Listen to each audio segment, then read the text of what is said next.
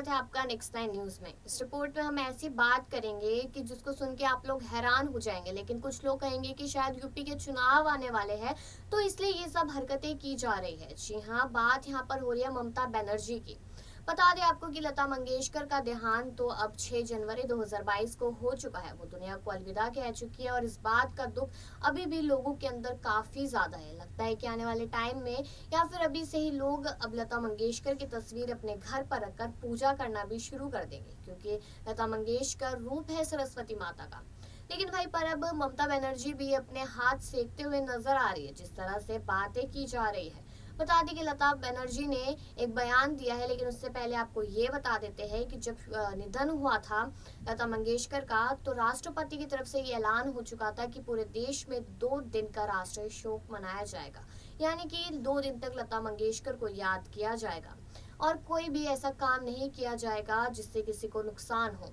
जी हाँ, अब ममता बनर्जी की बात की जाए तो वहीं पर उन्होंने अपने बंगाल में ये अनाउंसमेंट की है कि पूरे 15 दिन तक शोक के साथ साथ उनके गाने लगातार सुने जाएंगे। यानी कि बाजारों में, गलियों में, हर जगह पर सिर्फ लता मंगेशकर के ही गाने बजेंगे। लेकिन कुछ लोगों का ये कहना है कि आने वाले चुनावों को लेकर अब ममता बनर्जी अपने हाथ सेकते हुए नजर आ रही है, क्योंकि सबको मालूम है कि लता मंगेशकर से किसका कितना लिंक जुड़ा हुआ है। फिर भी ऐसी हरकतें करना सही बात नहीं है और इस बात से सब लोग काफी ज्यादा नाराज भी नजर आ रहे हैं। लेकिन साथ ही साथ आपको ये बताते हुए चले कि ममता बनर्जी अब अखिलेश की मदद करते हुए नजर आएगी और यूपी चुनाव बेहद नजदीक है। यानी कि आप समझ ही लीजिए कि यूपी चुनाव अब आ ही गए हैं। लेकिन आगे की कहानी क्या है वो आप इस रिपोर्ट में जरूर जानिए। बता दें कि लता मंगेशकर के निधन पर देश में भावनाओं का ज्वार उमड़ पड़ा है। केंद्र सरकार ने 2 दिन के राष्ट्रीय शोक की घोषणा की है। देश की कई राज्य सरकारों ने अपने अपने राज्य में राजकीय शोक की घोषणा की थी। प्रधानमंत्री नरेंद्र मोदी लता दीदी को श्रद्धांजलि देने खुद मुंबई जा रहे थे। पश्चिम बंगाल की मुख्यमंत्री ममता बनर्जी ने लता दीदी को अलग तरह से श्रद्धांजलि दी है। ममता बनर्जी ने लता मंगेशकर के निधन पर शोक व्यक्त करते हुए घोषणा की।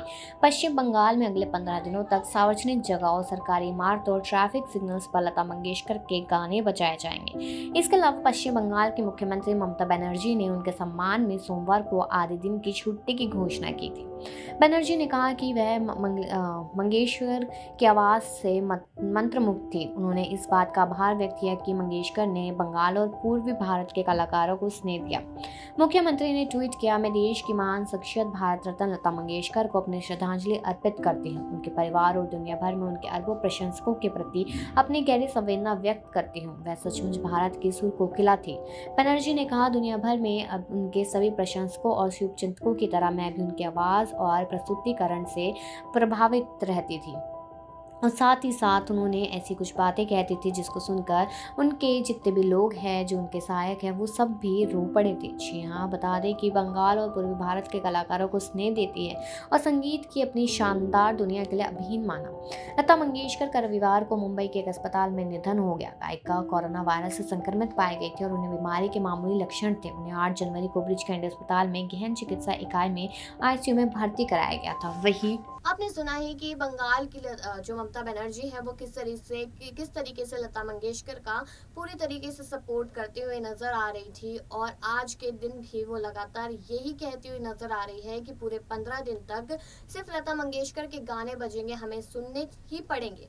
और उनके फेवरेट गाने लग जा गले, ए मेरे वतन, बहुत सारे ऐसे गाने हैं जो लोगों के रोंगटे खड़े कर देते हैं। लेकिन आपको ये बात कितनी सही लगती है जो ममता बनर्जी ने कदम उठाया है, ये कमेंट सेक्शन में जरूर बताएं और बाकी खबरों के लिए देखते रहिए नेक्स्ट 9 न्यूज।